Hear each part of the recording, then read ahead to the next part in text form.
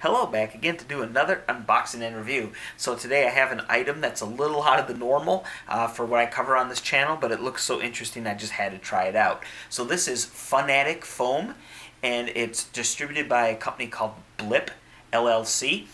Anyway, this foam isn't just your normal foam that you have on your kitchen sink for your hand soap. This foam is meant to be sprayed. In fact, it says it sprays up to 8 feet. And it's not just foam that sprays out far, but it's also soap. So they have here on this line below, it says Clean Fun. So I guess you could do the equivalent of a water gun fight, but with foam, and then once you're done, as you rinse off, you're actually cleaning off. So, alright, so they come in 3, at least at the time recording, I saw there were 3 different scents, and also those scents go with a particular color. So here we have green apple. The other 2 are blue is bubblegum and pink is berry. Alright, so let's go ahead and take a look around the bottle here. Alright, so Funatic Foam. Clean Fun. We have a girl there. It looks like she's enjoying dispensing this foam, which apparently she's spraying it up to 8 feet away. It's real soap. Again, I got the green apple scent, which therefore is teamed with the green color. Makes sense. As far as how much you're going to get in this can, you can see there you're getting 512 grams for you metric users, or 1 pound and 2.06 ounces. So quite a bit, a lot. This is the large can from the options I've seen available. And of course you have this, keep in mind that this container is under pressure. That's what allows the foam to be dispensed when you pull that trigger. So you don't want to be putting this in any kind of fire or anything like that. Okay, it says there it's for ages 3 and up. Now let's get to the ingredients. Or actually start with the directions here.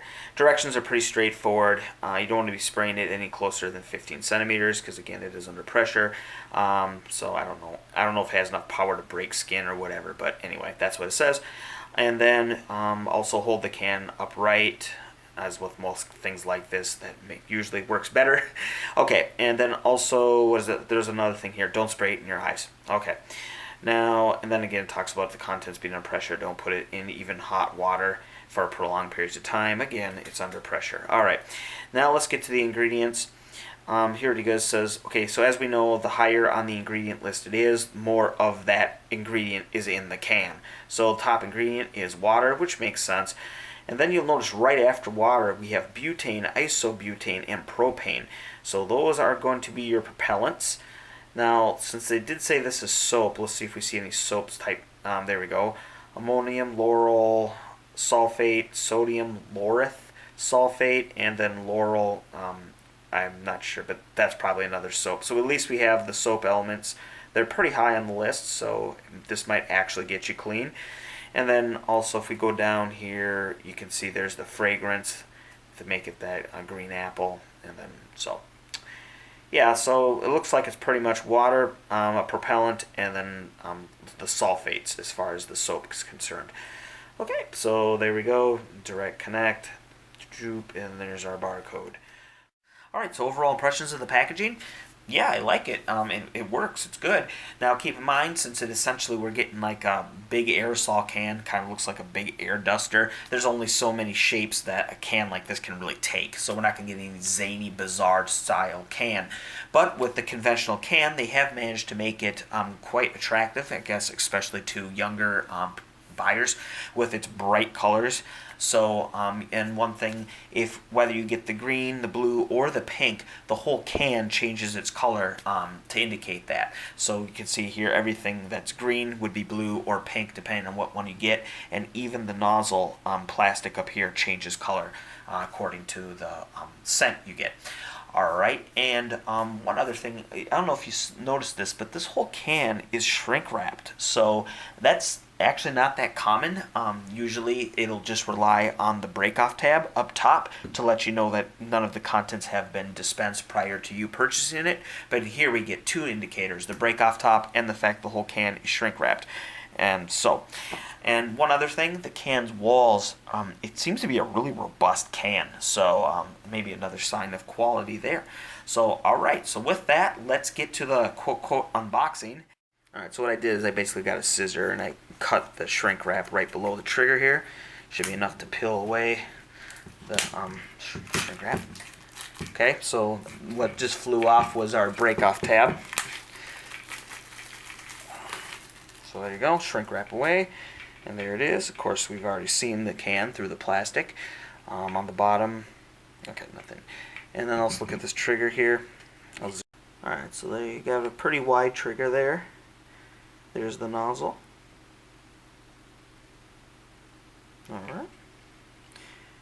Alright, so I was going ahead and just gripping it. I lightly squeezed the trigger, and some of the foam did in fact come out. So it's not an all or nothing on the trigger. You can, depending on how hard you pull the trigger, I guess depends on how much comes out and how far it shoots. Okay, so the other thing I wanted to show you is that I guess we can call this our barrel. So if you grip it up, because keep in mind you're going to have to hold up the whole can, so you're probably going to end up grabbing a little higher on the trigger. So because of that, this is kind of what the deal you're going to be looking at here, where the top of the barrel is pretty much resting on top of your finger. So, and yeah, so you don't want to cover it up with your finger when you're trying to grab around here.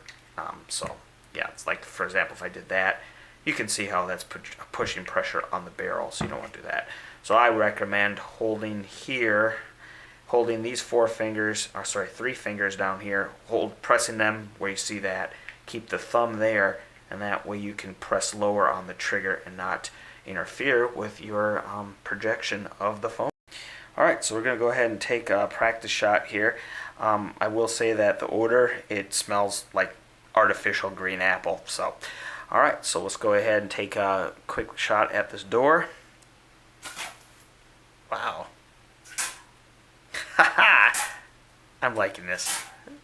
So yeah, as you can tell, not only does it have a pretty good tight stream, but it pretty much stays in a clump, which is good, because then you can kind of do more of the how accurate are you. If you're trying to target practice something, it kind of adheres to, so you know exactly where you hit.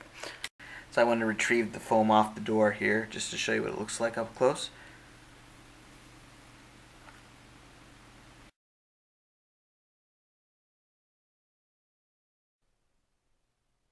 Alright, so let's take a look at the trajectories here. I went ahead and made up this little picture to help illustrate what happened. So, alright, so you can see there I went ahead and took two shots at a wall that was 9 feet away from where I was standing, where I was holding the can, as you can see, 4.5 feet up from the floor. Now, I kept the barrel flat with the ground. Of course, if you wanted to maybe try to get this to go further, assuming there's no wind, you could try arcing the shot. But for this case, again, I just took two flat shots. So you can see that it did splat on the wall, and I'm going to show you a picture of what it looked like when it splat on the wall. I'll put that up here. Okay, so the point of me showing you that is it's going to be hard, unlike a single projectile, to say exactly where the shot landed, because you can see there's a whole bunch of droplets spread all over. So I decided to measure it with the highest droplet from each spray. So that was what those two markers you saw. I kind of I put a little piece of tape up on the wall. Those were the two highest droplets from the two different shots I took. So with all that being said, you can see there that at best, of course, you might not always get this, but at best I was able to see that only a 30.4% drop when it goes out to 9 feet. Well, actually is better than I expected, since they were, after all, only advertising shoot this thing going up to 8 feet. So you can go a little beyond 8 feet and the stuff is still not on the ground. So, alright. Alright, so one thing that has to be considered, especially when playing with anything like slime or foam or whatnot, is will it stain my clothes? So, since we have bright green, bright blue, and bright pink, although it may be soap, if you spray it on your clothes and don't wash it off immediately because you're in the middle of your foam fight, what will happen to your clothes? So in order to test that, I have two white socks here. And what I'm going to do is with one sock, I'm going to spray it with foam, and then I'm going to press the foam in with my hand, not too rough, but enough to actually get it inside or this material. And the reason for that is that that'll simulate, like, say someone sprayed your back with foam and you didn't know it was there, and then you leaned up against the wall and pressed it into your clothes. Alright, so I'm going to spray it with the foam, press it in. I'm going to let the sock sit just like that, with the foam pressed in for an hour to represent about the time it would take for you to get back home and decide, oh, maybe I need to clean my clothes. I could do that longer, but I would think about an hour is probably. You're probably going to want to wash this stuff off relatively soon anyway. So an hour of it after the foam has been pressed in, I'm going to go ahead and hand wash this. Okay, I'm not going to use any like I'm just going to use basically water, right? Warm water, and that'll be it. And then on the other sock, I'm not going to do anything but just wash it, dry it, and that'll be our control. Okay, so now let me go about spraying the sock with green foam. Alright, there it is. Okay.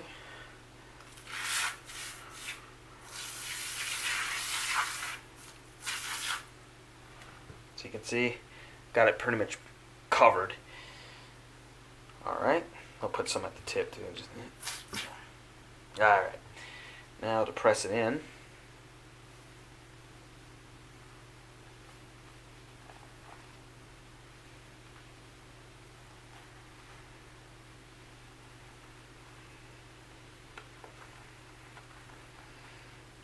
Now for the push down, push down.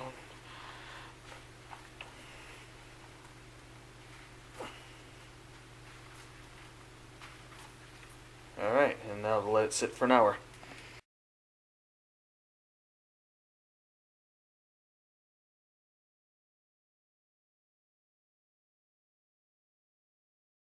Alright, so the last thing to cover would be, does it work as a way of cleaning yourself? After all, it says it's real soap, so in order to test this out, I took a bath using this. Yes, I said bath, not a shower, because with the bath, the foam has more contact time with your skin, so I thought that would be a better test of the product.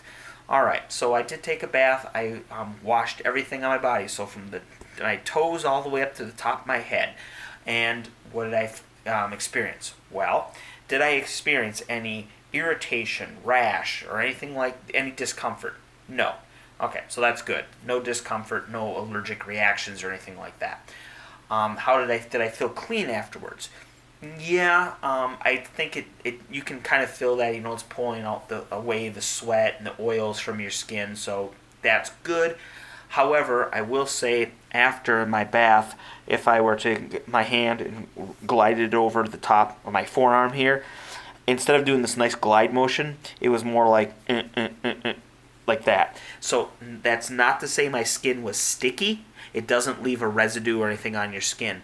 But since again, it didn't glide across the top, tells me that this is not replacing the moisture back into the skin. So if you look at an actual body wash like this one, which I use daily here, it talks about micro moisture, and if you go on the back, it talks about all these things, how it hydrates your skin and all that. This obviously doesn't have any of that. We looked at the ingredients, it was all about sulfates and whatnot. So I think it works as a soap, but don't expect any fancy skin conditioning or anything like that from it. That's beyond the scope of what this does. So now, before we get to the conclusion, just one disclaimer I wanted to make. I've only used this for this review, so the little test shots we've done, the trajectory, and then me spraying the sock, and also doing my bath. So I'm not sure, but I don't think I know I'm not close to emptying out this can.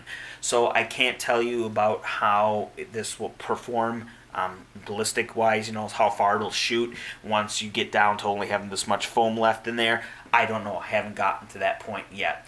I will say it seems they've included a lot of propellants, all those butanes and propanes and all that, so hopefully you would get the same range even for the last few shots, up to the last few shots. Okay. Alright, so in conclusion, would I recommend this product?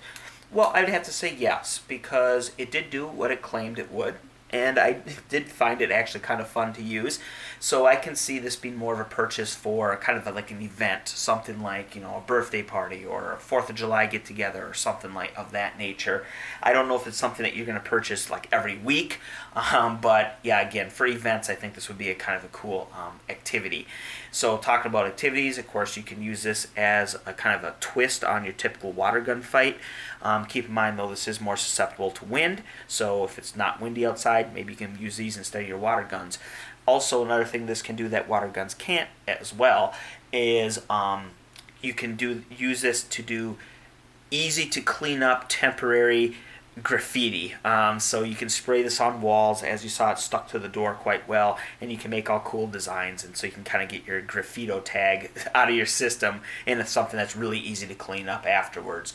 So that's one thing you can do with it. So I got this off of the shelf off the big box store, and it cost me $10 before tax, but it does seem like you get quite a big can for that $10.